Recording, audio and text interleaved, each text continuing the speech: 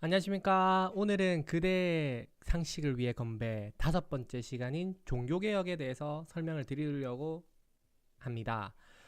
지금 현재 유럽사에서 종교개혁을 빼놓고서는 지금의 현재 유럽을 제대로 설명할 수 없을 정도로 종교개혁은 굉장히 중요한 사건 중의 하나인데요. 이 종교개혁 이후에 바로 이제 절대왕정을 거치고 시민사회를 거쳐서 지금의 유럽이 있기 때문에 제가 오늘 말씀드릴 이 종교개혁은 굉장히 중요한 사건 중의 하나입니다. 자, 그러면 종교개혁이 무엇인지에 대해서 먼저 설명을 드리도록 하겠습니다. 종교개혁은 16에서 17세기 유럽에서 로마 가톨릭 교회의 쇄신을 요구하면서 등장한 개혁을 말하는 건데요. 그 중에서 가장 유명한 바로 이 루터의 종교개혁에 대해서 간단하게 설명을 드리도록 하겠습니다.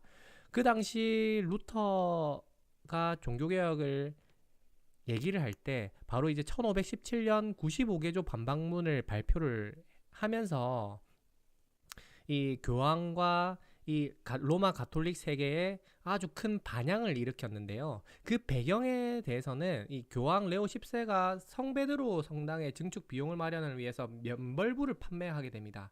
이 면벌부라는 게 돈을 내면은 내 죄가 좀 사해진다는 그런 어떤 공식 증명서 같은 것인데, 사실 이것을 발행할 정도로 로마 가톨릭 교회는 엄청난 부패와 타락에 휘말려 있었죠. 그것을 보는 루터가 당연히 그것에 대한 반박문을 이렇게 공표하게 되고, 그것을 공표하다 보니까 당연히 교회에서는 루터를 싫어하겠죠. 그래서 교회로부터 파문되게 됩니다.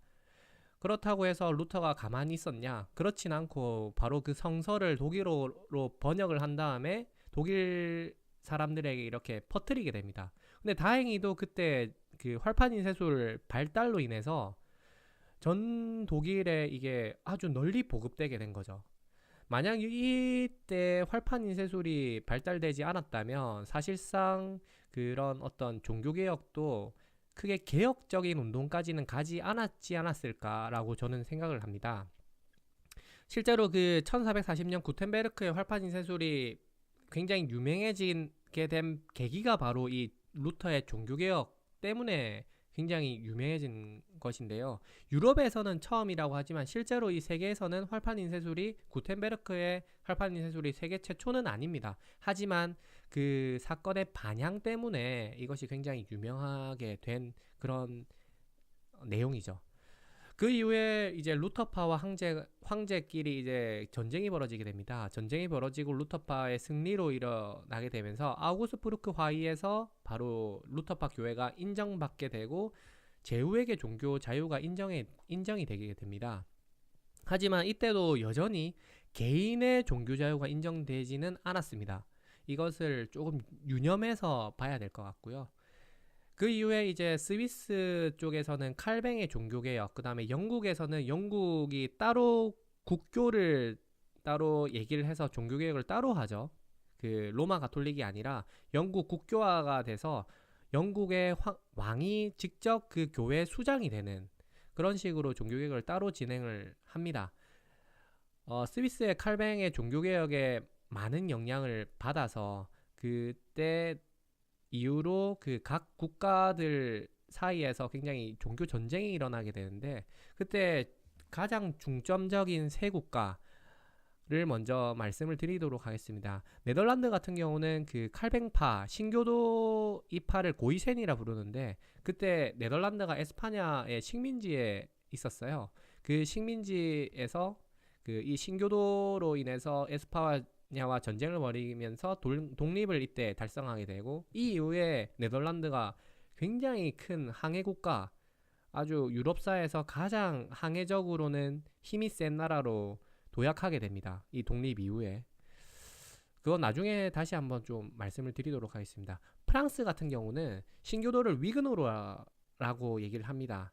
그 위그노라하고 이때도 프랑스에서도 당연히 가톨릭과 대립을 하게 되고 그것을 위그노 전쟁이라고 부르게 되며, 프랑스의 그 앙리 4세가 낭트 칙령을 발표하면서 위그노에게 신앙의 자유를 허용하게 됩니다. 나중에 이것을 그 루이 14세가 그 낭트 칙령을 이렇게 폐기하면서 다시 프랑스에서는 그 개혁의 어떤 흐름, 개혁의 어떤 기초 전반적인 흐름이 발생하게 되죠.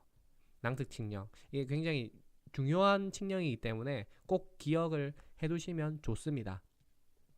그리고 신성로마 제국 같은 경우는 당연히 여기에서도 구교와 신교가 대립을 하게 되었는데 굉장히 유명한 30년 전쟁.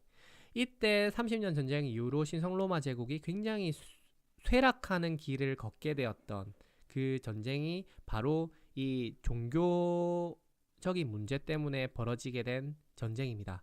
그 이후에 전쟁이 끝나고 베스팔렌 조약을 체결을 하게 되고 이 이후로 개인 신앙 자유가 일부러 인정이 되면서 스위스 네덜란드 독립이 정식으로 승인되게 되는 그런 사건이 벌어지게 됩니다. 이상 종교개혁에 대해서 간단하게 설명을 마치도록 하겠습니다. 다음에는 절대왕정이랑 그 다음에 영국 혁명에 대해서 간단하게 설명을 하는 자료를 만들어서 다시 찾아오도록 하겠습니다. 감사합니다.